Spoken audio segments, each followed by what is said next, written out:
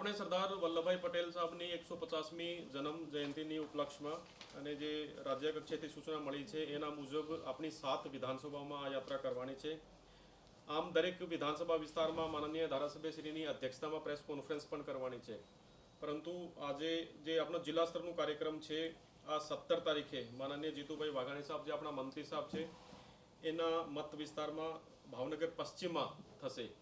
અને આજે માનનીય મંત્રી સાહેબ ત્યાં કેવડિયા છે તો એના બિહાફ એના વતી હું આ પ્રેસ કોન્ફરન્સ કરી રહ્યો છું। આપણે જિલ્લાની આખા જિલ્લાની વાત કરીએ તો 15 તારીખે 2 વિધાનસભામાં મહુવા અને ભાવનગર ગ્રામ્ય, પછી 17 તારીખે 2 વિધાનસભામાં પાલીતાણા અને ભાવનગર પશ્ચિમ, પછી 18 તારીખે ગારિયાધારમાં અને 19 તારીખે 2 વિધાનસભા તલાજા અને ભાવનગર પૂર્વ। આ રીતનું આયોજન છે।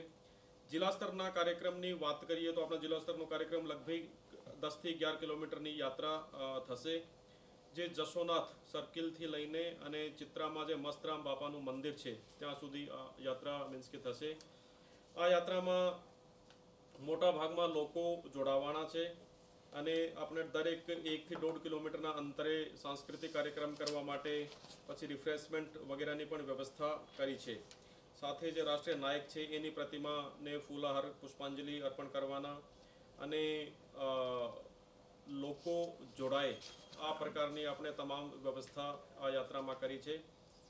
અને આ યાત્રા સવારે 8:30 વાગે 17 તારીખે સવારે 8:30 વાગે જે જિલ્લા સ્તરની આપણી જે યાત્રા છે આ જશોનાથ સર્કિલથી શરૂ થવાની છે। તો તમામ ભાવનગરના લોકોને મારી અપીલ પણ છે કે મોટા ભાગમાં આ યાત્રામાં જોડાઈને અને આપણે સરદાર પટેલ સાહેબને સાચી શ્રદ્ધાંજલિ આપીએ।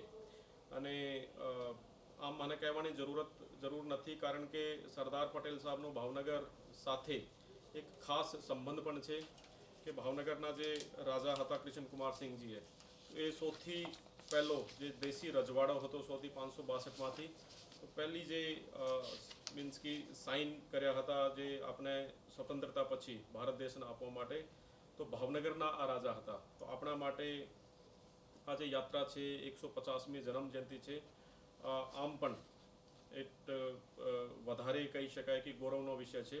તો આપણે આજે જિલ્લા સ્તરની જે પદયાત્રા 17 તારીખે સવારે 8:30 વાગે જશોનાથ સર્કિલથી શરૂ થશે, એમાં મોટા ભાગમાં લોકો જોડાય એવી અપીલ પણ છે।